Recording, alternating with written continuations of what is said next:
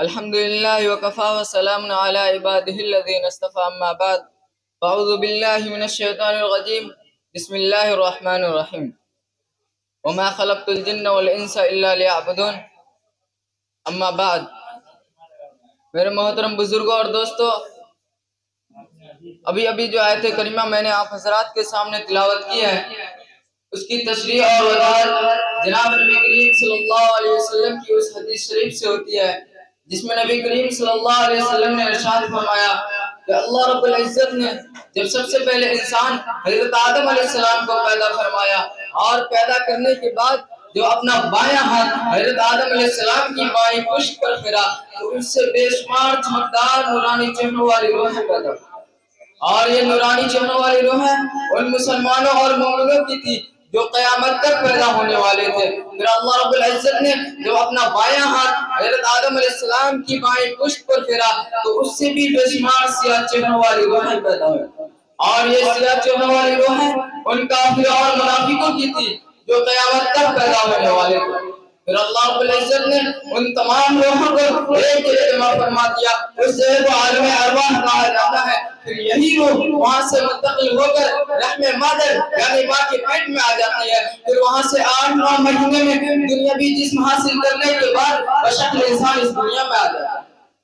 پھر یہ انسان اپنی مختصر سی 70-80 سالہ زندگی گزار کر عالم برزخ یعنی قبر میں منتقل ہو جاتا ہے، پھر وہاں سے میدان حشر میں، پھر وہاں سے پل صراط کے ذریعے اس کا جو اصل ٹھکانہ جنت یا جہنم ہوگا اس میں منتقل ہو جائے گا۔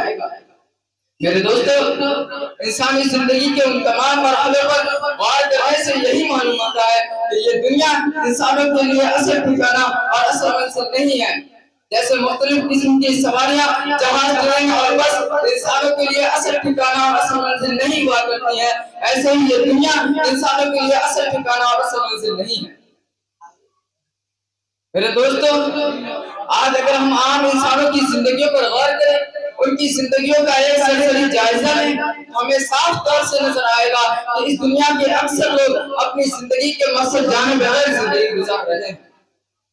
چنانچہ اگر آپ سے سوال کیا جائے کہ آپ اس دنیا میں کیوں آئے ہیں اور آپ اس دنیا میں کہاں سے آئے ہیں اور آپ اپنی زندگی ختم ہونے کے بعد کہاں جائیں گے، تو اکثر لوگوں کا یہی جواب ہوگا کہ معلوم نہیں، جبکہ یہی انسان اگر تاجر ہے تو اس کو اپنے دکان جانے کا مقصد معلوم، اگر ملازم ہے تو اس کو اپنے آفس جانے کا مقصد معلوم، اگر طالب علم یا ٹیچر ہے تو اس کو اپنے اسکول اور کارخانہ جانے کا مقصد معلوم،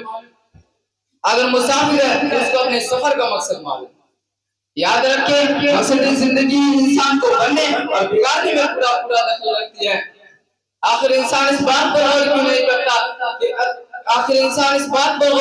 کرتا کہ دنیا کے بڑے انسان اپنے حکومت، اپنے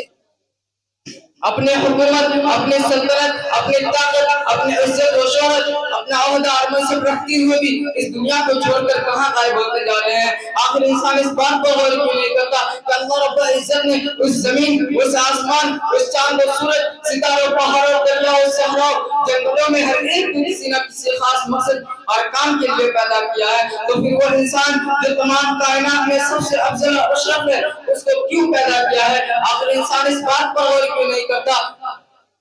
کہ وہ اس دنیا میں خود بخود مرا ہے یا اس کو کسی نے مارا ہے؟ آخر انسان اس بات پر غور کیوں نہیں کرتا کہ وہ اس دنیا میں خود بخود پیدا ہوا ہے یا اس کو کسی نے پیدا کیا ہے؟ میرے دوستو، حقیقت تو یہ ہے کہ اس دنیا میں ہر انسان نہ خود بخود پیدا ہوا ہے اور نہ خود بخود مرتا ہے، بلکہ اس دنیا میں ہر انسان آنے پر بھی مجبور ہے اور اس دنیا سے جانے پر بھی مجبور ہے۔ جب اس دنیا میں ہر انسان آنے پر مجبور ہے تو پھر آتا کیوں نہیں ہے، اور جانے پر مجبور ہے تو جاتا کیوں نہیں؟ اللہ رب العزت قرآن کریم میں ارشاد فرماتا ہے وَمَا خَلَقْتُ الْجِنَّ وَالْإِنسَ إِلَّا لِيَعْبُدُونِ، ہم نے انسان اور جنات کو صرف اور صرف اللہ رب العزت کی بندگی کے لیے پیدا فرمایا ہے۔ تو معلوم یہ ہوا کہ اس دنیا میں ہر انسان اللہ رب العزت کی بندگی کے لیے پیدا کیا گیا ہے۔